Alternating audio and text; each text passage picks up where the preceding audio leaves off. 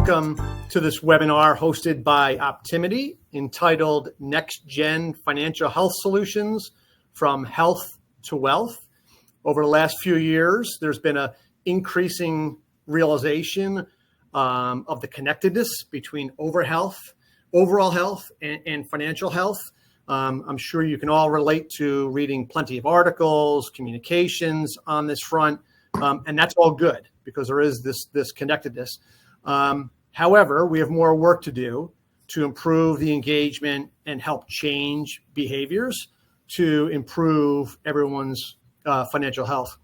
I'm Jeff Tulloch, your moderator for today. I have spent my entire career in the employee benefits and broader wellness businesses. I'm an advisor and a consultant focused on those things, working with the likes of corporations, employee benefits consultants, insurance carriers, financial advisory firms, financial wellness vendors, and private equity. And I think that experience gives me a pretty broad view of this topic. I'm excited to be the moderator for this discussion. We'll introduce our panel shortly, and I'll pose questions to them, and then we'll discuss things like you see on the slide here around key challenges, the current landscape, proven strategies, and insights on the future. I'll also pose a few questions. This topic is on engagement. So on the lower, I believe it's the lower right-hand side of your screen, you'll see the questions button and the chat button.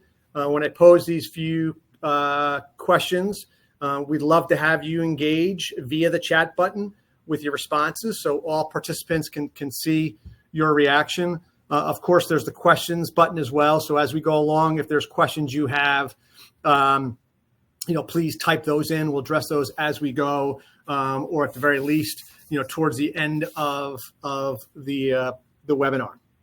Overall, our goal here is to make sure we can take the next step in terms of this financial health topic to help people change their behaviors and get to financial improvement. So, G, if we go to the next slide, like I said at the intro, Optimity is your host today, and more specifically, hopefully you can see Jane Wang on the screen. She is co-founder and CEO of Optimity. I have the very good fortune of serving as an advisory board member to Optimity, so I have a pretty good perspective of the great things that Optimity is doing, but I also have a pretty good perspective of Jane as a terrific business person, and frankly, even a better human being. So I know you'll enjoy getting to hear more about her business and herself. You can see on the screen here what Optimity is all about. Gee, if we just go back there for a second.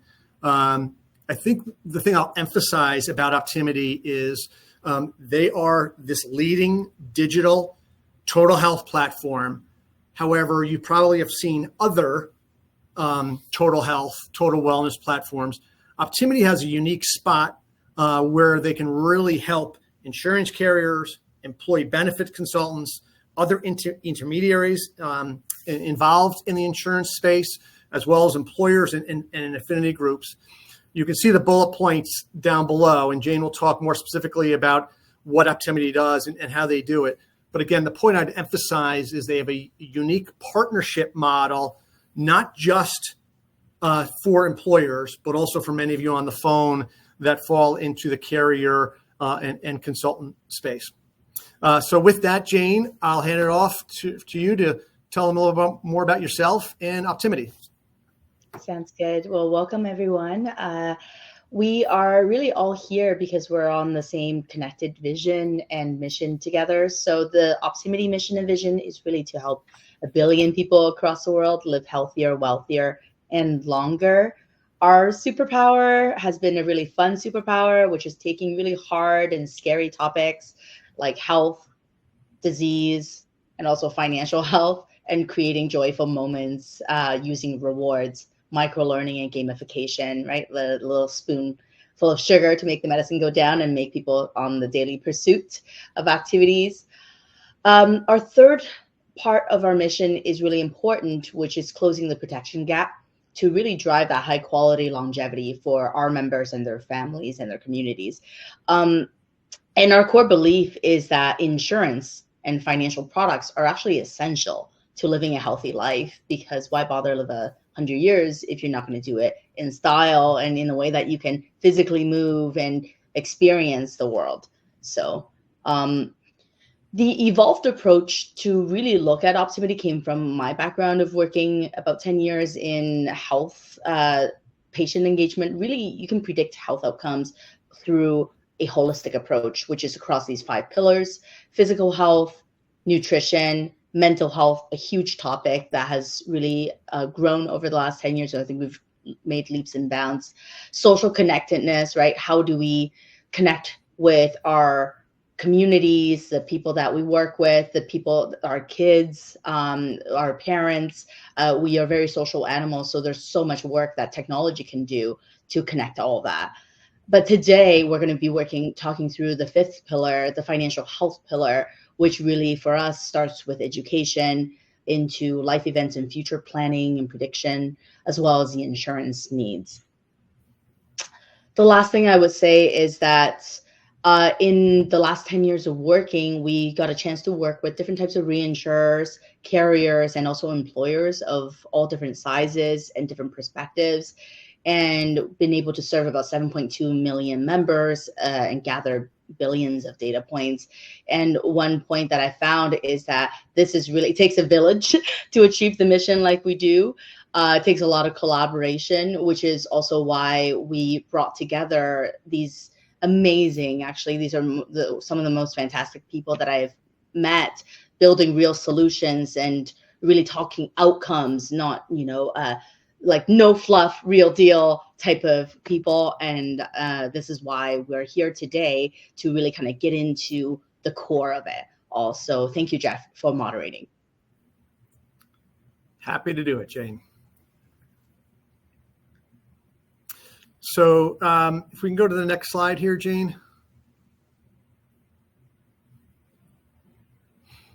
Just to tee up a little bit more about this conversation and the need before we get into the panel discussion.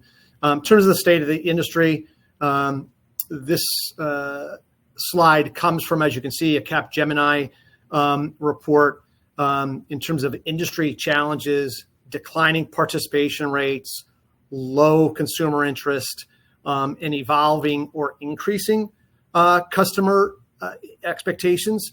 I think that just speaks to there's different approaches, different tools that are needed, expected by consumers, so that they can engage at higher levels. And if we go to the next slide, Jane, supporting that comment, if you dig into the insurance industry, only 5% of insurance deliver best in class. So that's not a great statistics. We need to get better. And coupled with that, lower customer satisfaction, carriers maybe not growing at the speed that they would like, and low operational efficiency. So this is all not new news to you that are participating. There's improvement needed here.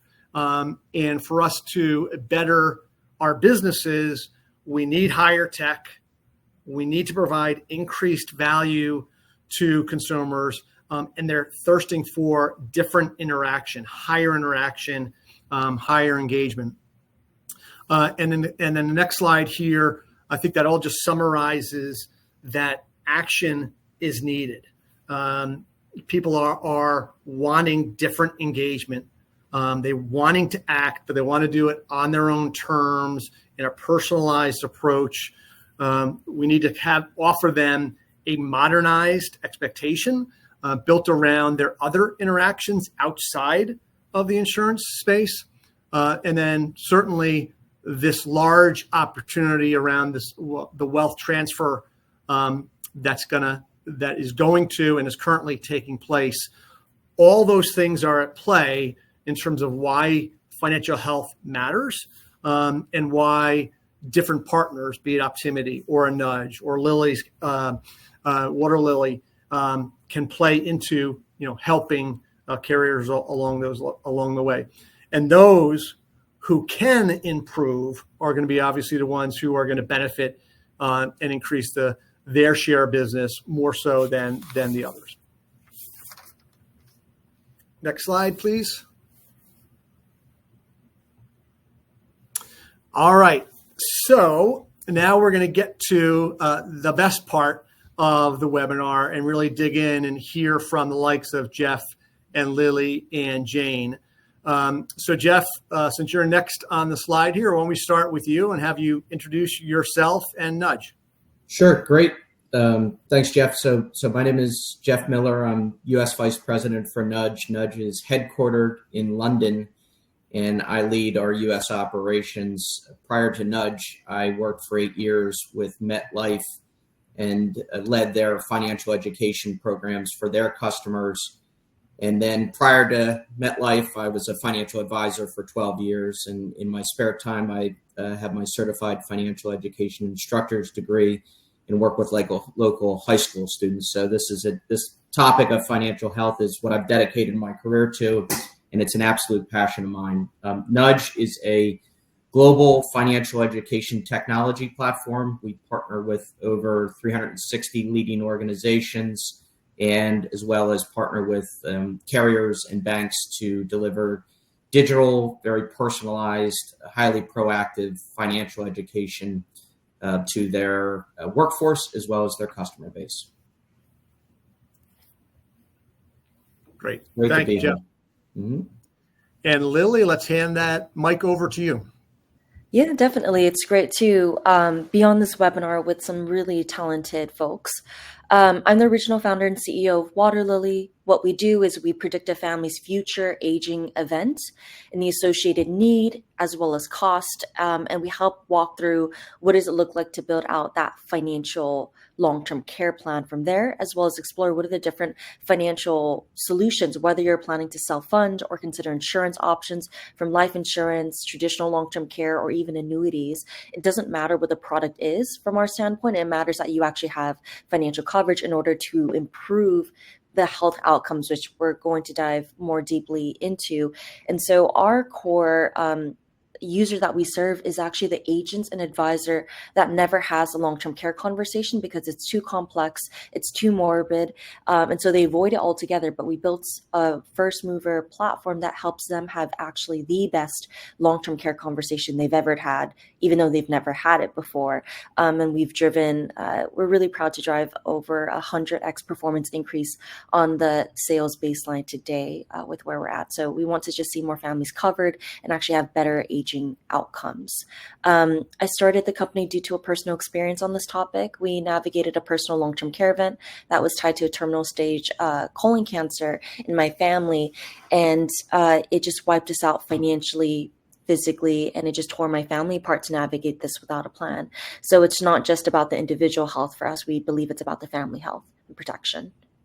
Great. Yeah, such a huge need and a challenging issue, Lily. So applaud you for taking this on. If you haven't noted already, Jane has typed into our chat feature a couple different questions. Seeing that Ryan and Kevin are providing some additional questions and comments. So please, all of you, if you'd like to read those questions and type in, that'll help in our dialogue and certainly help on the topic of engagement as opposed to us just speaking to the screen. So as that continues, let me delve into our first panel question. And Jane, I'll start with you. But how would you define the core problem that Optimity is addressing in the financial health space? And furthermore, why is that so critical now? I think you're on mute, Jane. I think we completed that bingo on this webinar. I think it really started from the beginning where I'm a mortality risk specialist. We were predicting risk, and we found that the financial standing and the products that they own, and how much they have saved for families. Lily's story is not too different from mine. Right, I started it when my mom passed away at 52, and we just found that the financial health part was really predictive of how the patient outcomes and longevity. I got to work on Alzheimer's. I got to work on HIV. It's very different outcomes if you have the money for treatment and for care than if you didn't. So financial health has always been a huge factor in prediction. But in terms of prevention, and overall health, I feel like the overall education for it, people know to exercise. It's wellness is one of the biggest growing factors over the last 10 years, just trillions of dollars being spent on this. And I really saw that too, as our platform grew tremendously during COVID. And people really kind of understood, oh my goodness, if I'm sitting all day, I'm really like, I'm going to get more heavy. My heart's not going to work in the same way. Like there's all kinds of, right, the rates of cancer and all these things are rising within the population. So we can see all that's happening. But the financial health aspect of it, the current economic climate is also one where interest rates are not where they were 5-10 years ago.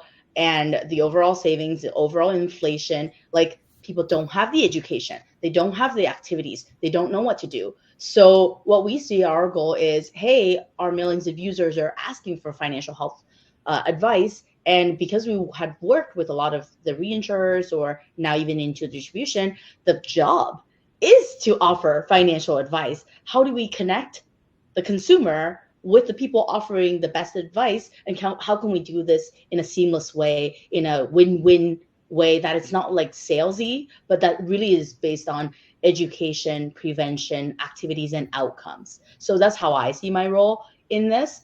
And overall, in the why now, like, oh my goodness, the list is getting longer by the like years. And I really think that because of the wealth transfer that you mentioned, but also just the state of crisis of people not being able to own homes, not being able to really kind of save what they need and have their daily needs, to even think about living to 100 sometimes is daunting. So our goal is to connect the right financial health advice and solutions, and to work in terms of collaboration, and then bring the best solutions to the right customer at the right time. Jane, I like how you talked about connecting people to the solution. So my experience is people are thirsting for help. They're thirsting for knowledge, but a lot of times they're reluctant because they're scared. They feel like it's not the right solution. They feel like they're not smart enough. They feel like they don't have enough money, whatever it is. So be able to connect the person to the right solution that they're comfortable with can help moving them in that right path. So I like how you talked about that. Jeff, let me throw it over to you and have you respond to that same question. Yep, sure. So at Nudge, we look at financial well-being as an outcome. It's a state of being. You can look at financial health in the same way that you look at physical health. Are you physically healthy, or are you not? Are you financially healthy, or are you not? And the interesting thing is, sometimes when, just like in our own physical health, sometimes you are financially healthy and then the next minute you're not, just like our own physical health. And so we believe Nudge was founded on the premise that there's 8 billion people on the planet, and we can help all 8 billion people have a more positive, proactive relationship with the money. And the way we set about doing that is ultimately we believe that people need a foundation, and that foundation is financial education and the ability to be financially literate. Because life changes, financial conditions change, but ultimately if we can give people some basic financial knowledge, skills that ultimately help them, give them the confidence to make the right financial decisions, whether that be in the workplace with their workplace benefits or outside of the workplace where there's a lot of danger out there financially. If we can build those financial knowledge, skills, and confidence of people, then ultimately they're going to be happier and more in control of their lives. And certainly when you're in control of your finances, you're in control of your life. And I think why now, certainly if you can Google any amount of financial health studies, the interesting thing is that the financial health of people really, and the financial health of the workforce, it hasn't changed all that much. 60% of people, study after study after study, are living paycheck to paycheck, and financial anxiety is the number one cause of money for study after study. But you add on top of what's going on right now, you look at several generations that for the first time ever, they're experiencing inflation. They're experiencing rising interest rates. If you take that globally and you're looking at, something like 40 elections affecting 50% of the world's GDP and populations, and the changes that come about that have a direct impact on personal finances, geopolitical concerns causing fluctuations in prices and so forth. And then you add on onto that, AI and the rise of possible scams driven by AI. It's the time to give people a financial education foundation so that they can navigate all this. Great feedback. Thanks, Jeff. Mm-hmm. Lily, how would you respond to that question? It's a fantastic question of why now. What's really interesting for water lilies, we're actually tackling the I think the lack of education essentially on folks assuming that my when I age, my care will be taken care of by Medicare, or it'll be taken care of by Medicaid. And the answer is like by default, like long-term care. I think Jane is shaking her head as well, as like it's one of the fundamental misunderstandings actually about the financial wellness of aging is that it's not going to automatically be taken on by health insurance.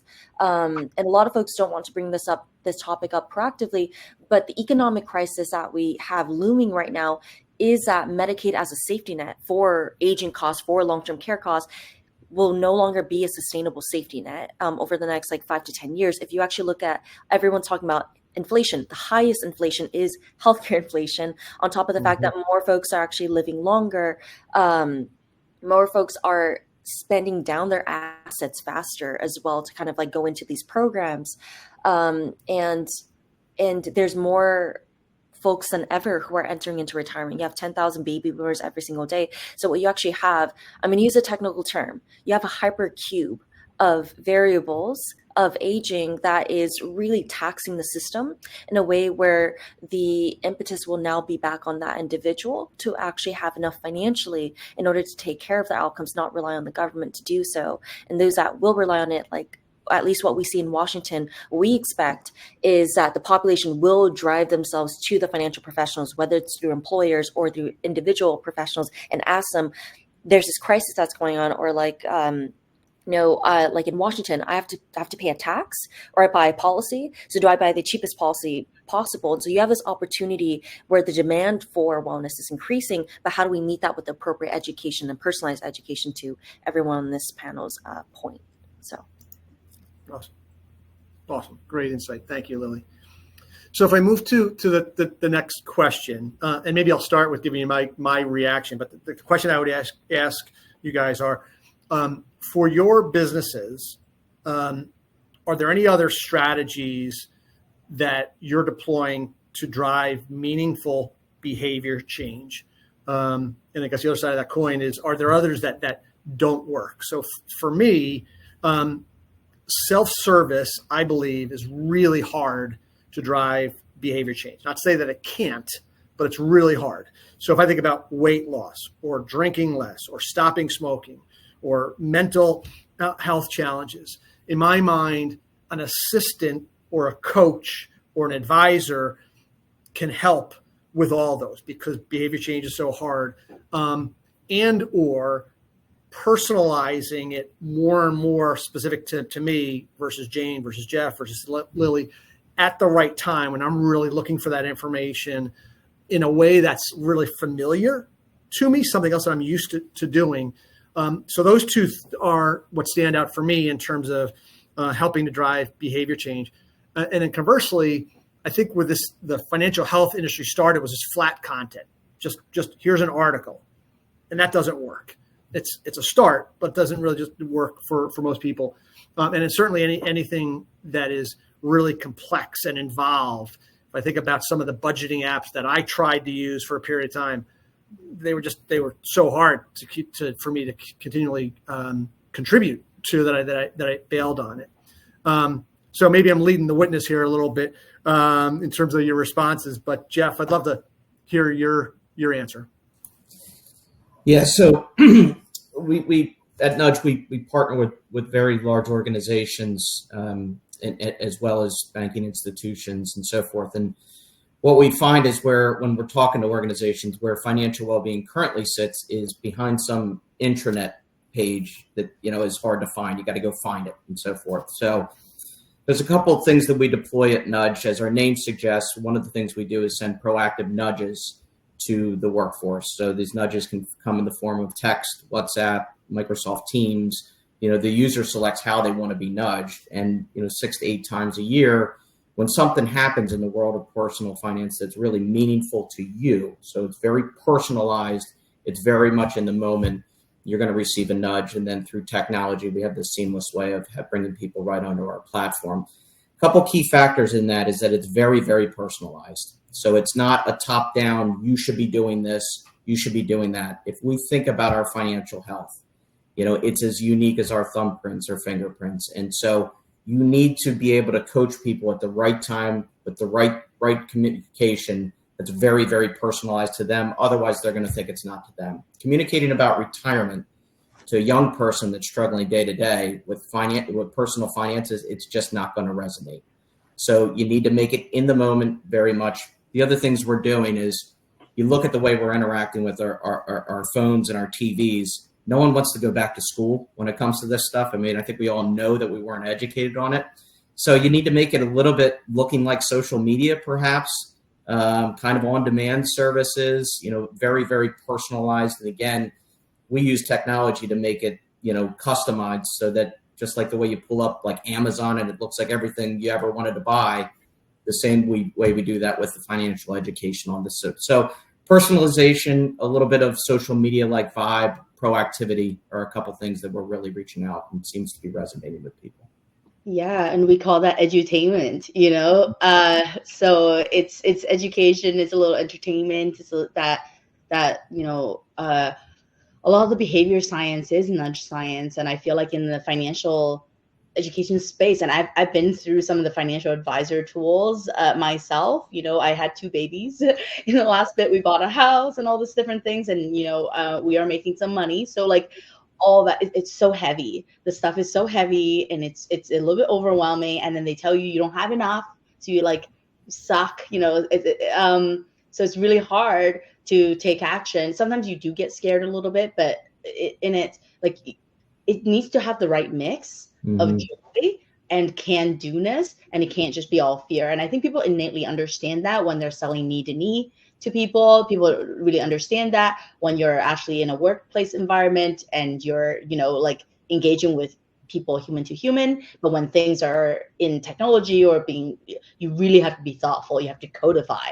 that behavior science. And I really liked what Kevin wrote actually in one of the questions too. And I hope more people kind of talk about that, because we want this to be more of a dialogue overall. Like really, I feel like financial health solutions, in the end, it's about matching the right thing for the people at the time that they have. And I think in social media, they listen to a lot of nascent data about what's going on. Oh, you're shopping for that, we're listening for that. Like it makes sense. But now in people's life events, we have these wonderful like wearables. A lot of our science in our mobile app is connecting to, hundreds of wearables, and the phone being the biggest wearable of all. And when you're seeing people not walking, or you were walking around a lot, you stop walking, okay, maybe they changed jobs. Or when this person is coming on their phone, especially female in their early 30s or late 20s, they're coming on their phone at 2 a.m., 4 a.m., 6 a.m. Guess what? That lady probably just had a baby or is, going to have a baby. So all these predictions about time and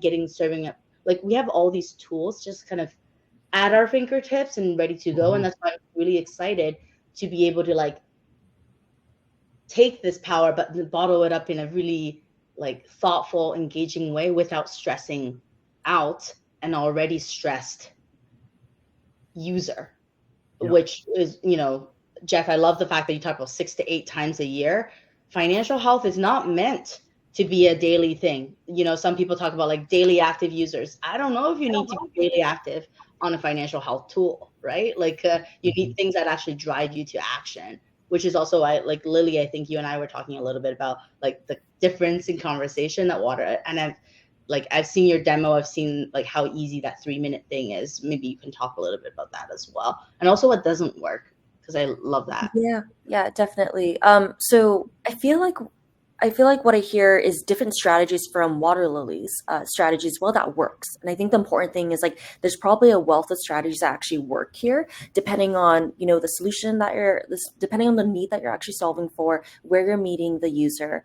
For us, when I first started the company, I like to do a lot of things like with as much data as I can. I actually stepped into the wealth management industry without any experience. So what I immediately did is, of course, I had my own personal experience, navigating the long-term care event, but I knew that it wasn't just my own. And so I went and interviewed hundreds of other families that also navigated long-term care event to understand what were the core themes of pain points that they had. I think that we, I wish, we could talk more about, how many user interviews that we did. What did we actually learn from that? How can we share that? Because we're all going to have different interpretations. And then after that, I actually interviewed even more hundreds. I think I'm around at 500 or 600 financial advisors or agents that I've spoke to at this point about this topic and what do they do.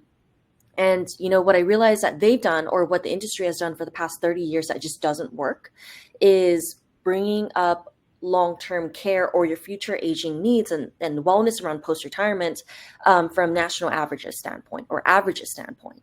And then that's where, we're meeting, we're seeing a lot of the benefits of technology, specifically machine learning and AI at as the core tool for personalization and the personalized experience that becomes incredibly crucial, because before us, when we talked about national averages, zip code calculator, whatever else, a client's eyes glazed over. But the moment that you told them, I actually think I know what your trajectory is going to look like if we were to continue down this path, and they actually understood and they felt you actually understand me. And we do that through a 3-minute intake form where we ask them 60 questions, but in a deceptively simple manner around their socio-demographic information, their family structure, financial information, and medical information. From that sense, a lot of consumers do say to us, I think you actually understand who I am. And so when we feed them their predictions, they've already bought into essentially us understanding who they are, so that when we share with them their predictions or the predicted need, they tune in and say okay, those are my needs. How do I solve for those needs? And so I think there's a lot of ways in which you could lead the user to understand, that they should think about their financial wellness. And I think that could be from personal predictions, or that could be from meeting them at the right time and right place. And of course, removing ourselves from the traditional media methods that folks don't engage with anymore, which is long form content. But as Jane mentioned, there's, what did you call it? Edutainment. So edutainment. Yeah. I'm still learning that, but on our side, we totally realized with enough of the right data, predictions and that level of personalization is incredibly effective. So much so that's driven that 100x improvement on sales, because we do it from a non-salesy way of understanding what your predicted needs are going to look like. And then from there, we help you put out that plan so that the client almost designs what their cost number looks like for themselves. And then it's on them that they feel the accountability of okay, how do I solve for that? What are the products or what are the different strategies that I should consider to actually solve for this plan that I built for myself? So that's what I say on our side, but would love to hear from others who face more of the employees in the day-to-day, since I focus on the 40 to 60-year-old individual who usually has a wealth advisor and help them more efficiently use their assets.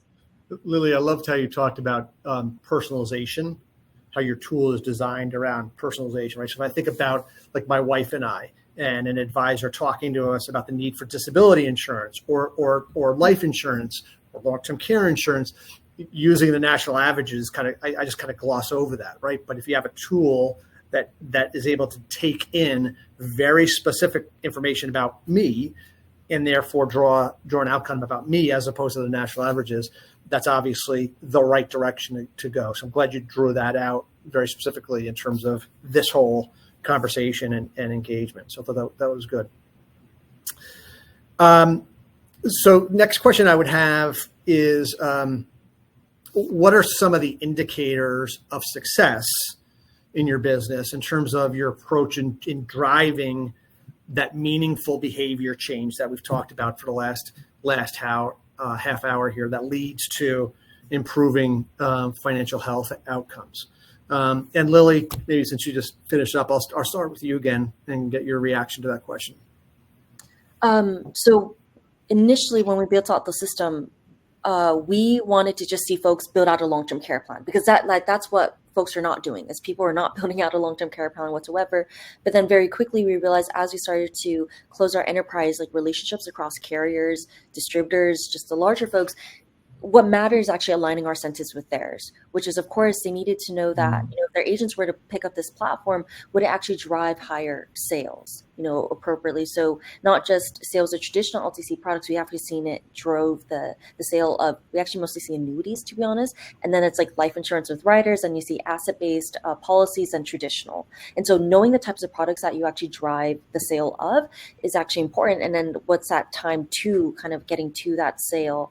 But then what became non-obvious to me that actually made folks stay on our platform was the fact that they loved the planning process so much, or the new prospects. Because our advisor said, I don't know this, I don't want to look dumb in front of my clients, and so I'm going to use this with prospects at first.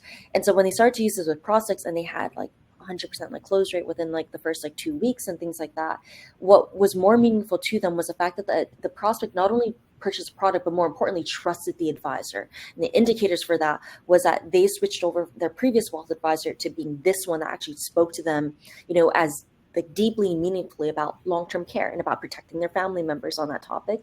And that brought in new AUM, and that actually brought in new referrals as well. So we actually had an advisor yell at us a little bit because they're trying to retire, and they started using our platform.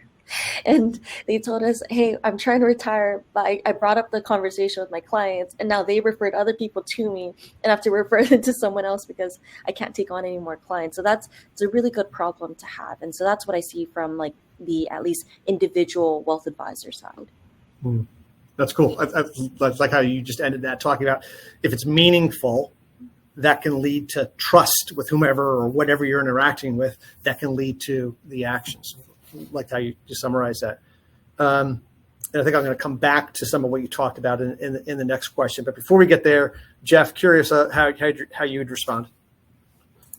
Yeah, so with Nudge, it's strictly education, and it's paid for by corporations or partners for their customers, or corporations for their workforce.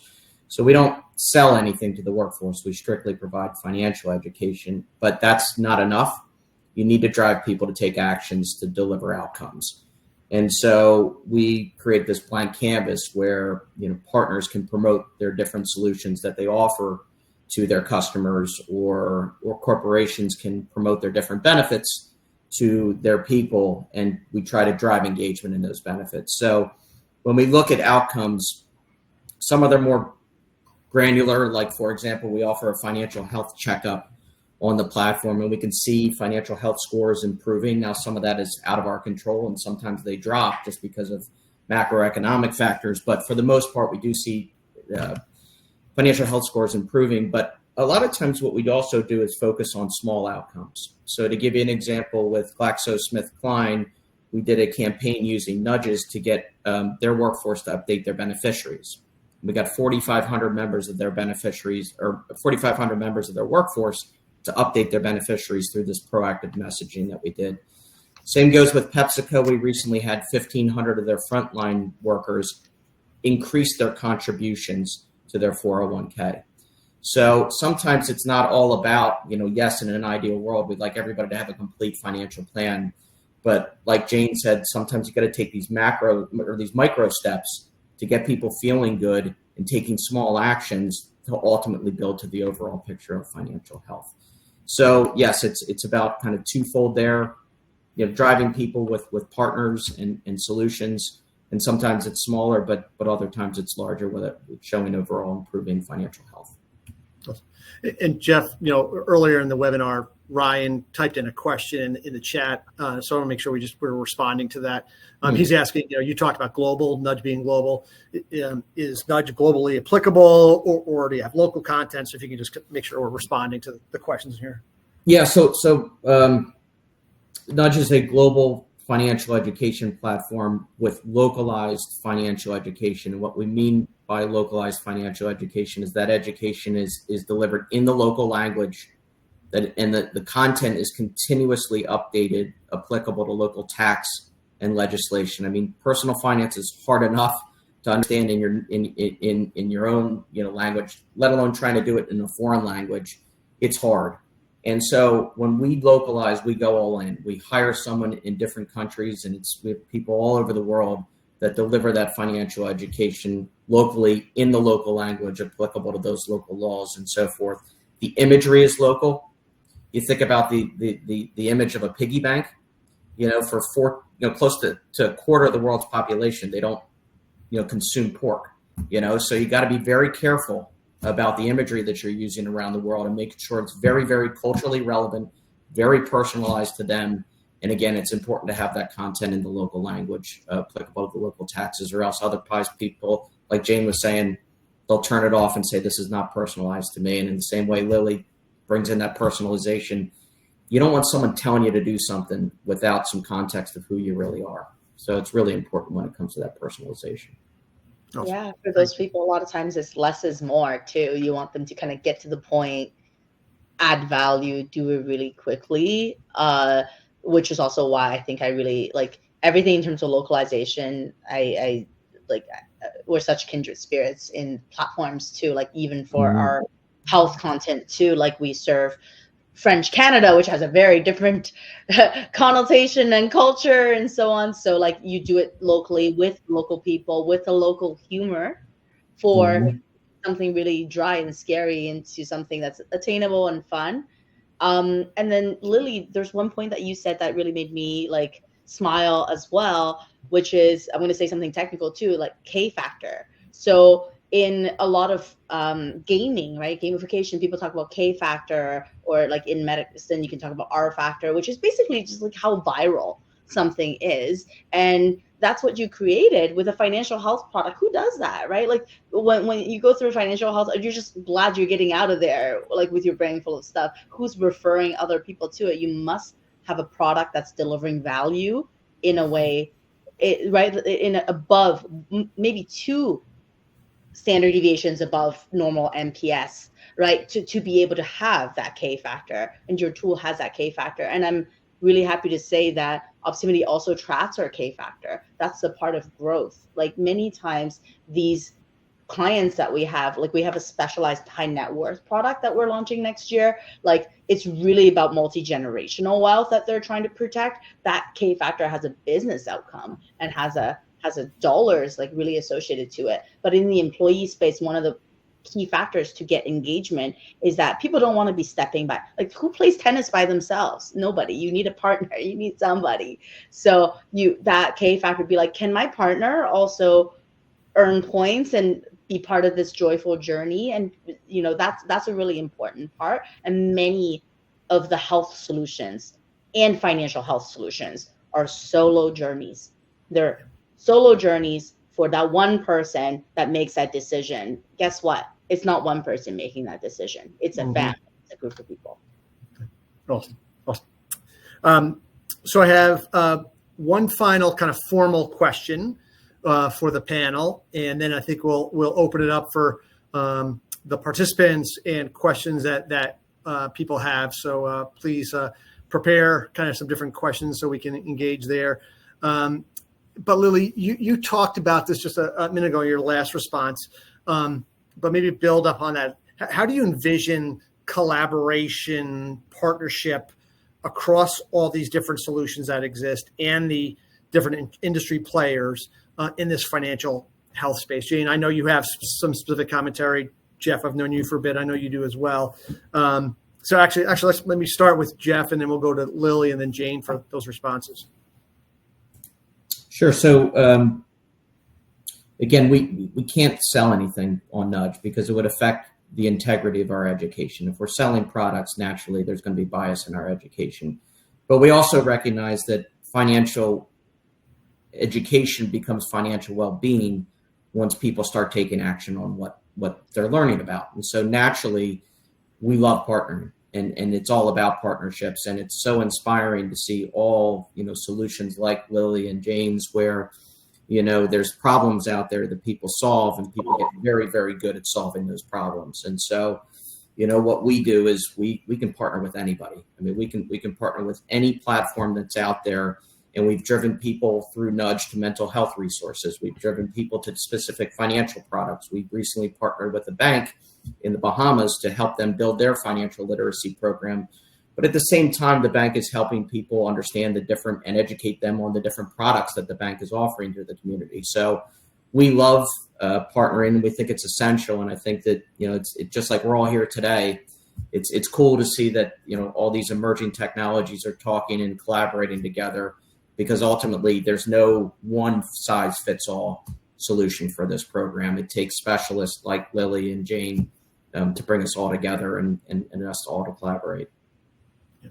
So just a comment on that, Jeff. I think earlier in this whole financial health, financial wellness industry, I think providers are saying we can do everything, right? And that was their play.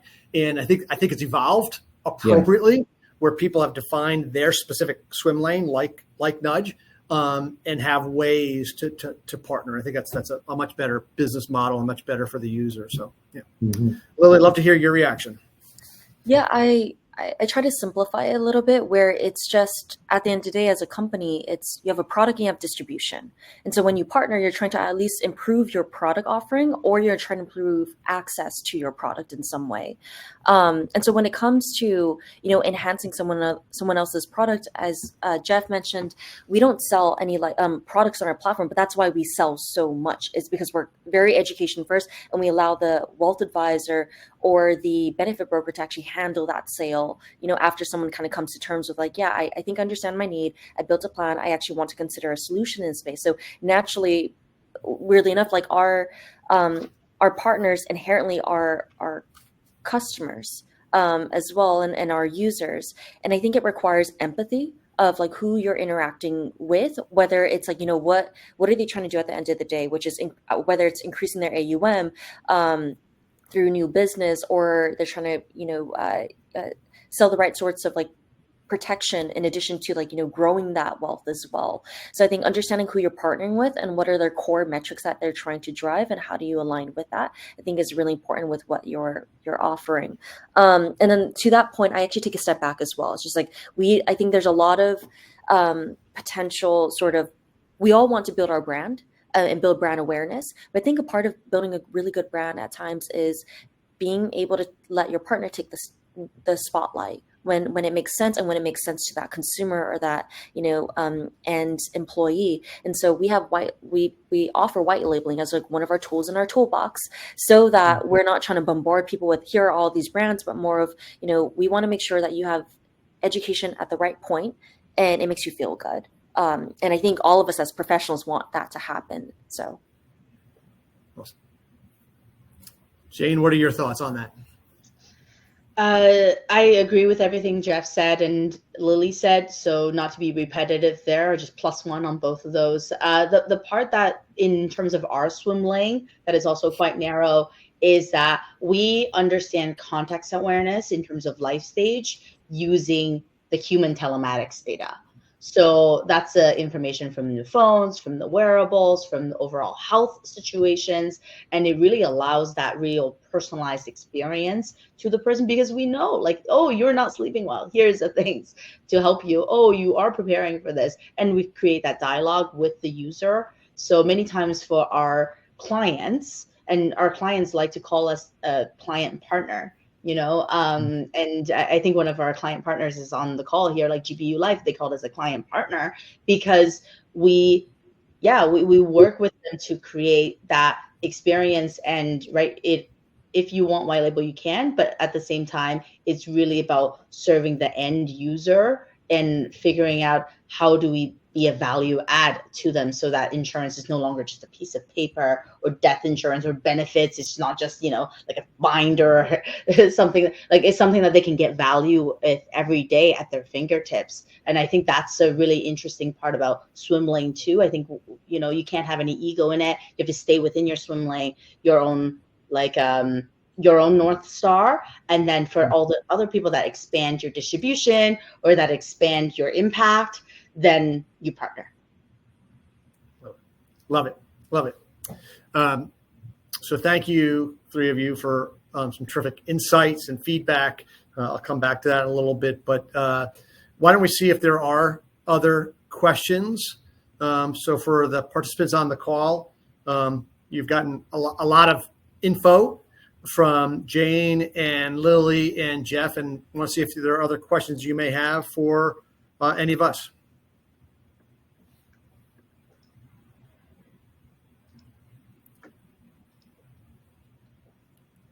Looks like it might be a quiet group here.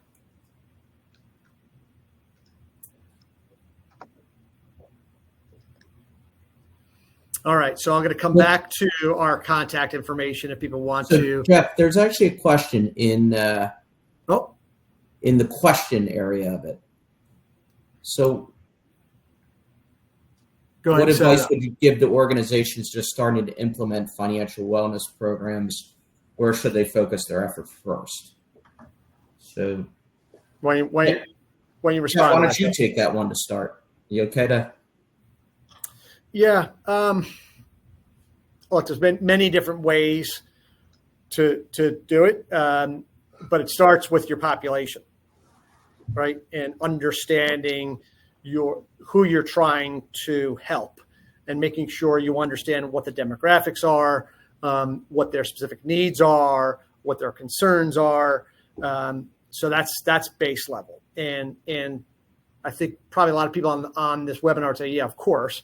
But I've seen it be ignored. I've seen it be ignored a lot, where they just kind of delve into what whoever's building it, what their personal feeling is, as opposed to really stepping back and make sure they understand those demographics, they understand the individual needs, they survey the population the right way. So you've got to start kind of with that foundation. That's the first part, definitely. But for Jeff, for you or Lily or Jane, how would you build upon that?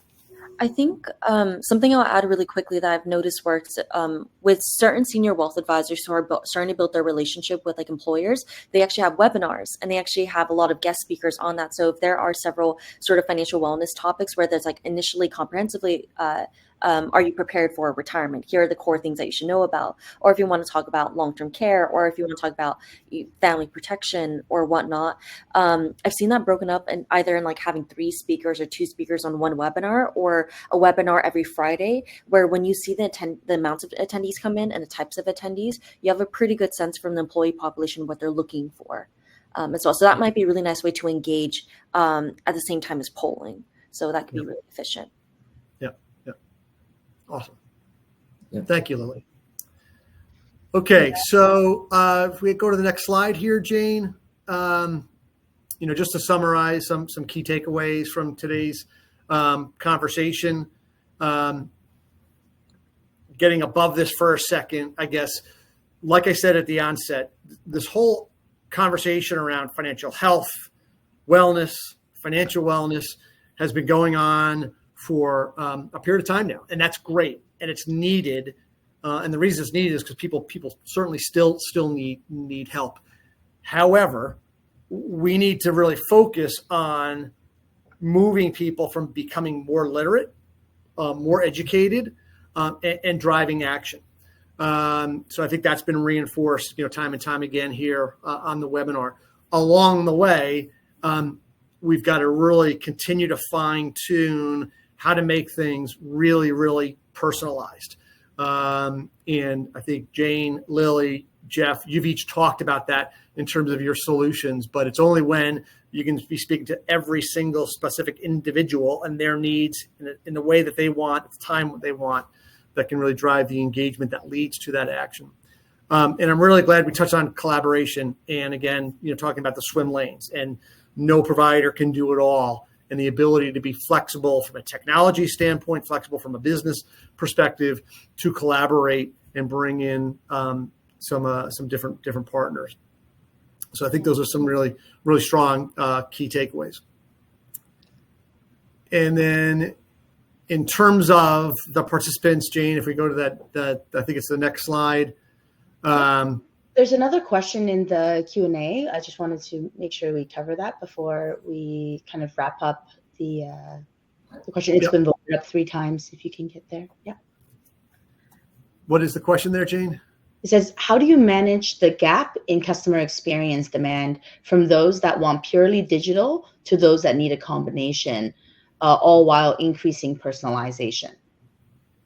So Great question. I put my own answer there, which is what we do, which is phygital. I guess I really like the hyphenated words, from edutainment to phygital. So this is physical digital integration that works into the life and workflow of their customers, because we're trying to impact like physical health and nutrition. These are things in the physical world. You do have to actually move. You do have to actually consume the foods that goes into your body. So we really think about how do we track that? How do we give advice? And how do we have products and services, be it meal delivery and other things like that. So I can probably go on about the phygital strategy quite a bit. But curious for the other panelists too, how do you think about a purely digital versus a combination? Right? Yeah. Lily, I think you definitely do that. Yeah. Yes. So for us, when we work, we work with four of the top like life insurance like carriers, and one of the core topics is how do we activate all of their distribution channels, whether they're independent wealth advisors or the employer space, or elsewhere.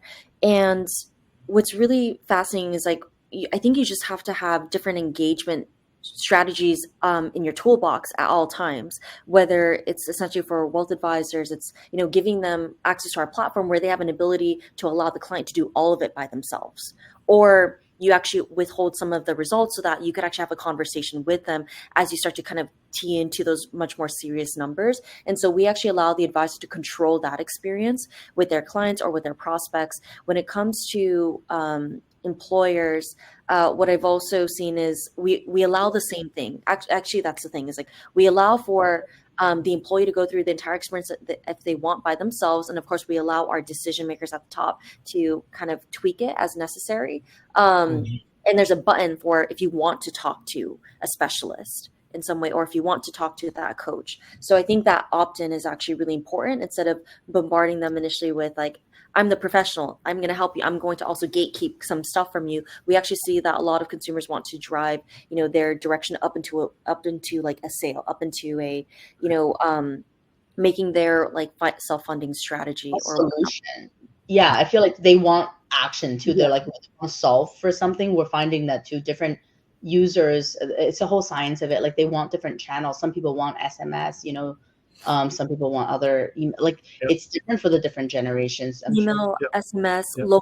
the localization strategy that Jeff talked about, and then separate from the personalization of like the data that you have on hand as well, like Yep. you and I have. I love the multi-channel responses. That's great feedback from both of you guys.